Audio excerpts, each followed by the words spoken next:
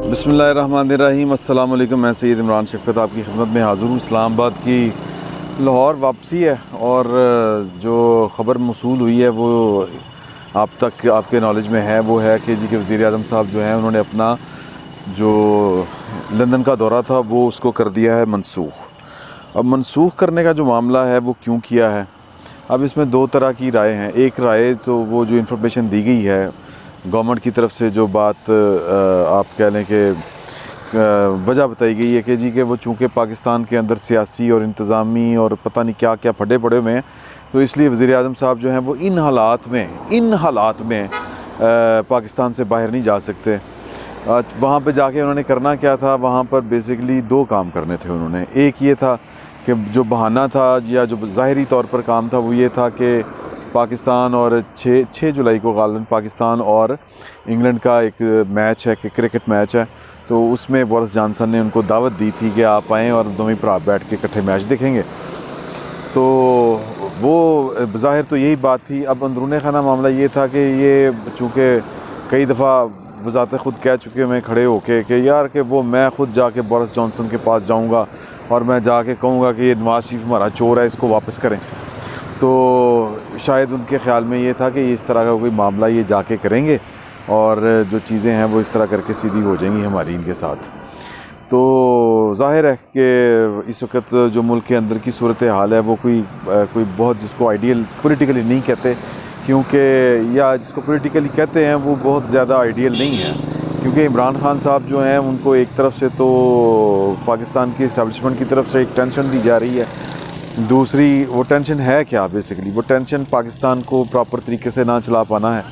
और दूसरी जो उनकी यानी वजह है वो है कि उनको लग रहा है कि यही जो इस्टेब्लिशमेंट है जो मुझे टेंशन दे रही है वही पाकिस्तान की जो अपोजिशन है उनके साथ अपने मामलात ठीक कर रही है और मामलात आगे बढ़ा रही है। APC एक नहीं होने जा रही है और जो PDM कह लें कि मुत्तहिदा अपोजिशन कह लें, वो अपने तौर पर तोल रहे हैं और उनकी वहाँ पर है एक क्या कहते हैं जी, मौलाना फजलुर रहमान का है उधर पेशावर स्वात में जलसा।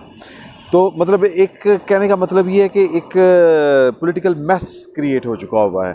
तो इन हालात में इमरान खान साहब का जो टारगेट दिखाई दे रहा है और जो उनके करीबी रफ़्क़ा हैं वो भी यही बात बता रहे हैं, और जो गैर जानिबदार हल्के हैं इस्लामाबाद के, जो कह लें कि ताकतवरों के नज़दीक पाए जाते हैं या जिनका गुज़र औकात या जिनका सोशली कांटेक्ट और जिसको आप कहते हैं प्रोफेशनली कांटेक्ट जो रहता है हुकूमत के ऐवानों के साथ, वो अब जो उनकी जो ऑब्ज़र्वेशन है वो ये है कि यार ये गड़बड़ कोई लंबी चल रही है। मैं अब आपको जो दो टोक बात बताने जा रहा हूँ वो ये है कि पाकिस्तान तहरीक इंसाफ के अंदर इस वक्त बज़ाते ख़ुद जो है वो धड़ेबंदी हो चुकी हुई है। और आपको याद होगा कि परवेज़ खटक साहब जो हैं वो उन अफराद में शामिल हैं जो मतलब ये कह लें कि जिनको इमरान खान साहब अपने लिए ख़तरा तस्वर करते हैं।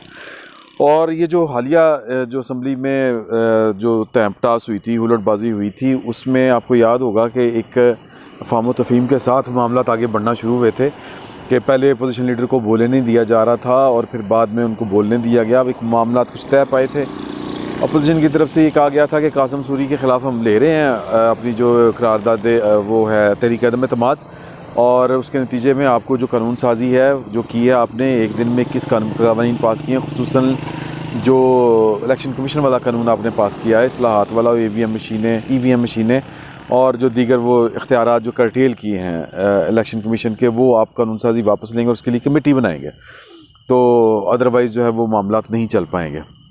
तो अब उसमें ये हुआ है कि उसमें जो रोल जो था ना जी वो अफ़वाम तफ़हीम वाला, या जो कह लें कि जो सुलह हुई थी जिसके नतीजे में परवेज़ नहीं, ये जो शहबाज शरीफ साहब हैं तकरीर करने में कामयाब हुए थे, इसके पीछे जो सुलह हुई थी या जो मामलात हुए थे उसके पीछे की कहानी ये है कि वो पाकिस्तान की इस्टेब्लिशमेंट ने बाकायदा, जिसको आप कहते हैं ना जी वो तंबू करा के, जिसको हम कहते हैं कि डंडा चला के, आप जो भी कह लें कि वो ये अफ़वाम तफ़हीम करवाई थी, सुलह करवाई थी, उनको टेबल पे बिठाया था और मामलात आगे बढ़े थे।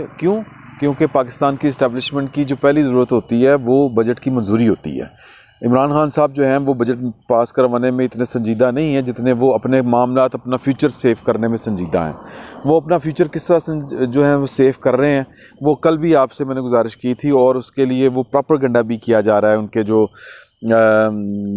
वज़रा हैं, और अहम तरीन जो वज़रा हैं, वो इस्लामाबाद में बहुत से ऐसे लोगों से, बहुत से सहाफ़ियों के साथ मुलाकात करते हुए कहते हैं EVM मशीन है ना, इलेक्ट्रॉनिक वोटिंग मशीन, कोई असी बढ़ाई है, ये तो बढ़ाने वाले ने बढ़ाई है। पॉइंट समझ रहे हैं ना कि ये वो डाल रहे हैं पाकिस्तान की इस्टेब्लिशमेंट के खाते में, सिक्योरिटी इस्टेब्लिशमेंट के खाते में, कि ये प्लान उनका है और इमरान खान साहब ने तो सिर्फ एग्जीक्यूट करना है। और वो कह रहे हैं कि जी के दूसरी वो ये बात प्रोपेगेट ये कर रहे हैं कि जो होती है ना, ये सर्वे करवाने वाली जो कंपनियां होती हैं, जो इंटरनेशनल सर्वे वाली कंपनियां होती हैं, लोकल एक जिस तरह हमारे है गैलप सर्वे वाले, उन पर पाबंदी लगा दी गई है कि आपने आज़ाद कश्मीर का रुख नहीं करना। क्यों नहीं करना? वो इसलिए नहीं करना कि वहाँ पर आप जो है वो सच्चे सर्वे जारी करेंगे तो लोगों में बददिली फैलेगी और लोग ये समझेंगे कि जी के PTI हार रही है, PTI हार जाएगी, क्योंकि वहाँ पर उनकी पोजीशन ठीक नहीं है। तो हमें तो अब ये जो वज़रा हैं वो ये कह रहे हैं कि हमें तो सपोर्ट है इस्टेब्लिशमेंट की, वो ये वाले काम करवा रही है आज़ाद कश्मीर में, तो इस्टेब्लिशमेंट हमारे साथ है। लेकिन असल में इस तरह की बात है नहीं, क्योंकि इमरान खान साहब जो अपनी सियासत कर रहे हैं उसमें मतलब वो ये था कि आप भूल जाएं कि हमने बजट पास करवाना है, हमने पंगा डाल के रखना है। तो परवेज़ खटक साहब जो हैं वो इस्टेब्लिशमेंट की तरफ से उन्होंने आमीन कहा या लब्बैक कहा, इस्टेब्लिशमेंट को कहा और सुलह करवाई और मामला आगे बढ़ाए। सुलह टूट गई, कहने का मतलब ये है, और लड़ाई PTI के अंदर पड़ गई। लड़ाई ये पड़ी कि परवेज़ खटक साहब के द्वाले हो गए मुराद सईद टाइप के लोग, वो जिनके बारे में वो मतलब वो अजीब से ही ख़िताब किया था बिलावल भुट्टो ज़रदारी साहब ने, उन्हें किसी छलांगे मारने वाले जो चौपाए से उन्होंने उसको तशबीह दी थी। तो वो सबसे ज़्यादा वो जो होता है ना तकलीफ़ में वो पाए जा रहे हैं। और परवेज़ खटक साहब के साथ जो है वो ज़ुबानी कलामी, तलख़ कलामी, तो शोए बहुत ज़्यादा जो है वो तू तकरार हुई है।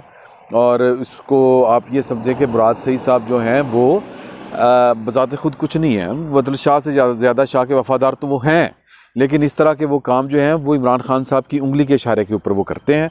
तो वो एक इशारा ये था कि जी के आप ज़रा परवेज़ खटक साहब की इंसल्ट फरमाएं, बेइज्जती करो ज़रा उन्होंने दी। और ठीक ठाक PTI के अंदर जो है वो लड़ाई हुई है। अब PTI के जो लोग हैं वो जो कह लें कि सेंसेबल या पुराने जो हैं खिलाड़ी हैं, मतलब शाह महमूद कुरैशी साहब को तो आप उस ज़िम्मे में नहीं रख सकते कि वो जहांगीर तरीन साहब की मुखासमत में इमरान खान साहब को उल्टियाँ पट्टियाँ पढ़ा रहे हैं। लेकिन इस्टेब्लिशमेंट जो है वो इस सारी सूरत हाल से नाला है। और परवेज़ खटक साहब के ज़रिए उन्होंने एक काम ये निकालने की कोशिश की, वो जो मैंने आपको बताया था कि पाकिस्तान की एक बड़ी तगड़ी शख्सियत ने ये बात कही थी कि यार के एक कट्टा खोलता तो दूजा बंद, एक बंद करी तो दूजा कट्टा खोल देंगे नहीं ये वाला। तो अब ये वाली सूरत हाल है बुनियादी तौर पर कि इमरान खान साहब जो हैं वो एक तो बाहर नहीं जा रहे, और बाहर जाने की जहाँ पर सियासी वजूहात होंगी वहाँ पर उनकी रूहानी वजूहात भी हैं, क्योंकि उनके ऊपर पाबंदी है कि उन्होंने अपने बीवी बच्चों से नहीं मिलना। और जब से इमरान खान साहब ने ओथ लिया है, उनके ओथ में ना उनकी साबका 2 बेगमात में से ज़ाहिर है कि वो तो नहीं हो सकती थी, लेकिन उनकी जो पहली बेगम है उनके पास उनके 2 बच्चे हैं, 2 डिक्लेयर्ड, और एक टैरन जो है वो भी उन्हीं के पास है, वो भी उन्हीं की गार्डियन है। तो ना तो उनके बच्चे आए, ना उनकी कोई यानी वो खातून आई उनके बच्चों को लेके आई। तो उनके ऊपर जो है वो नई जो एक कह लें पाबंदी है वो ये है कि आपने आपका इक़्तिदार का सूरज देखो दमाम उसी सूरत मिल सकता है कि जब आप जो कह लें कि अपने जो साबका बीवी बच्चे हैं या बीवी बच्चे, साबका बीवी और जो बच्चे हैं उनसे आप ज़रा दूर रहें, उनसे मुलाकात नहीं करनी। तो एक जो इमरान खान साहब को बड़े करीबी हवाले से जानते हैं, उनका मतलब उनकी तबीयत से आशना हैं, उनकी आदात से आशना है, उनके जो एतकादात हैं उनसे उनको वाकफ़ियत है। वो ये बात जो है वो ये कहते सरेआम कह रहे हैं इस्लामाबाद में कि जी के ये इन्होंने लंदन जाना ही नहीं था। और किस वजह से नहीं जाना था? कि इस वजह से नहीं जाना था कि उनके ऊपर वो रूहानी एतबार से पाबंदी लगी हुई है। वो पाबंदी कौन लगा सकता है? ये आपको पता ही है कि जी कि आपने अपने बच्चों से नहीं मिलना वरना आपका इक़्तिदार ख़त्म हो जाएगा। तो एक तो ये ख़बर थी जो इस्लामाबाद में गर्दिश कर रही है। दूसरी ख़बर जो है वो ये है कि पीटीआई के अंदर दो धड़े बन चुके हुए हैं। एक वो धड़ा है जो प्रो एस्टेब्लिशमेंट है और एक वो धड़ा है जो प्रो एस्टेब्लिशमेंट चलने वालों के ख़िलाफ़ उनकी इंसल्ट कर रहा है, उनकी बिस्ती फरमा रहा है। तो ये दो ख़बरें थी, वो मैंने आपके हुज़ूर पेश कर दी। अब आने वाले दिनों में क्या होता है, क्योंकि सियासत जो है वो बड़ी तेज़ी से अपनी शक्लें बदल रही है और इस वक्त पीटीआई वाले बड़ी ज़ोर लगा के ये साबित करने की कोशिश कर रहे हैं कि एस्टैब्लिशमेंट उनके साथ है। हालांकि जो ख़बरें आ रही हैं गैर जानिबदार हलकों से और ज़राए से वो यही हैं कि पीटीआई की और पाकिस्तान की एस्टैब्लिशमेंट के मामला जो हैं वो बहुत ज़्यादा ख़राब हो चुके हैं। फिलवक्त इतना ही, बहुत बहुत शुक्रिया।